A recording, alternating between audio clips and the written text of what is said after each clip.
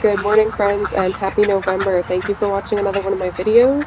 This video is going to be about how I prep and get ready for Thanksgiving as someone who hosts and cooks all the food for Thanksgiving Day.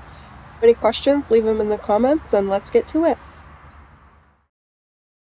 For starters, I like to use a pen and a piece of paper. I like to have it in front of me at all times. That way I can change it, cross it off, and I always keep these in the kitchen throughout the month of November, at least until Thanksgiving.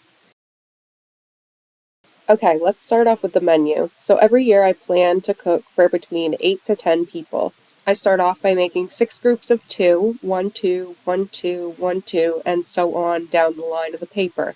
And I'll show you at the end of the clip why I do this. Alright, now that I've finished the list, I can explain it. At the top, we have our 2 main dishes. Then we have our 2 starches, then we have our 2 vegetables, and our 2 side dishes, and last we have our 2 desserts.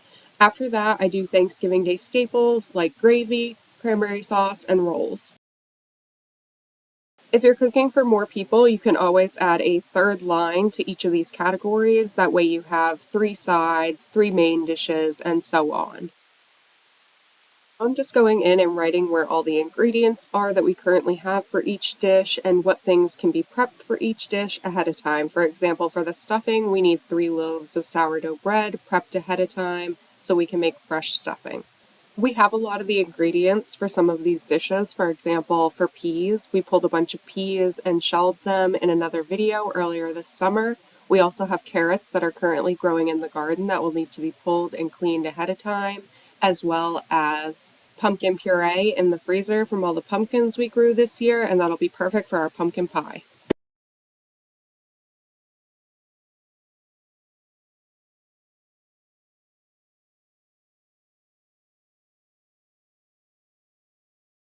So now that I have the menu set up and kind of an idea of what things need to be prepped ahead of time, I set up my next paper like this. I do before, Monday, Tuesday, day before, and Thanksgiving, and another page for my grocery list. Now I start filling it out. That way I stay organized. There are things like macaroni and cheese could be made weeks ahead of time and put in the freezer until Thanksgiving Day. I don't like to use the same recipes every year, so before I get too far into planning, I'm going to look up some recipes because obviously I want my grocery list to be exact.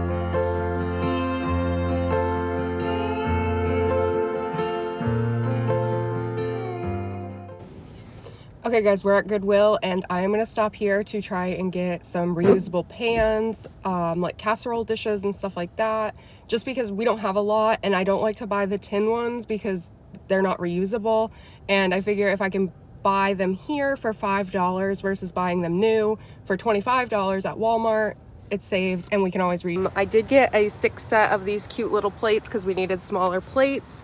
I think I'm going to use this and maybe another one we have at home for dinner rolls. I got a serving tray that's really pretty. It's kind of like a fake marble. And then I got a big casserole dish, and that's a Pyrex dish. I think these are all Pyrex except for this one. This is a bread dish. So altogether at Goodwill, I spent about $20 and I got about 4 different dishes for Thanksgiving, and then I got those plates that we can use for dessert. And the plates match the big plates that we have at the house, so it'll be cute. I can do like a nice setup with the big plates on bottom and then the smaller plates on top. So we're at Walmart now, and I'm going to go to the deli to ask for cheese ends, and I'm gonna make the mac and cheese this weekend and throw it in the freezer. That way on Thanksgiving I can just throw it in the oven and it'll be ready. We're also gonna pick up a 4-pack of butter and maybe a couple other things that we can throw in the freezer that'll stay okay until Thanksgiving.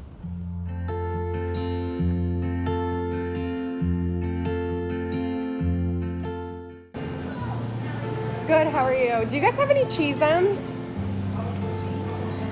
Yeah.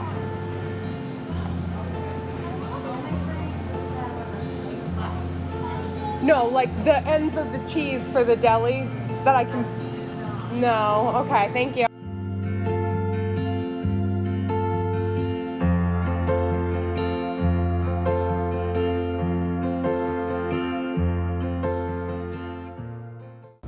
Okay, so we're just leaving Walmart, and cranberries were on sale, so I stocked up on them. I'll probably come back next weekend and get 4 more bags just because they were $1.46, I think, and usually they're expensive and they're hard to come by the rest of the year, and I really like cranberries. So we're gonna go to Food Lion. They didn't have any cheese ends here, and I think we might stop at Aldi's too.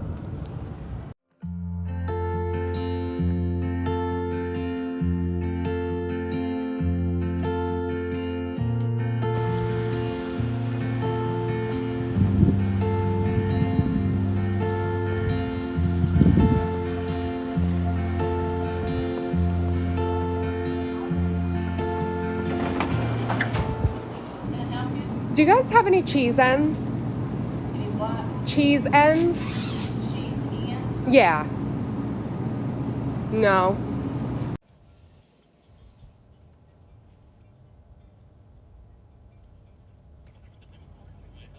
Hi, I was wondering if you guys have any cheese ends. Yes.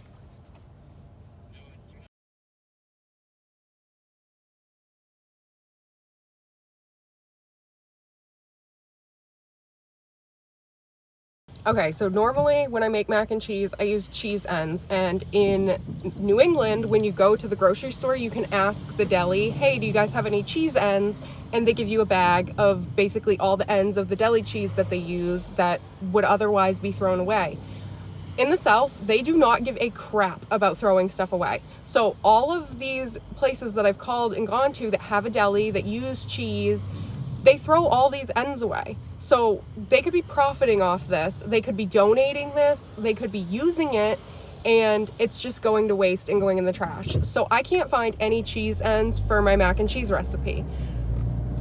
I'll get back to you guys when I figure out what we're gonna do. We just got back from shopping and I wanted to show you guys. So these are the small plates that I got that we're gonna use for dessert for Thanksgiving. But these are our actual plates that we have, and I think something like this will be cute. Napkins, forks, spoons, knives, all that stuff. But this setup would look cute.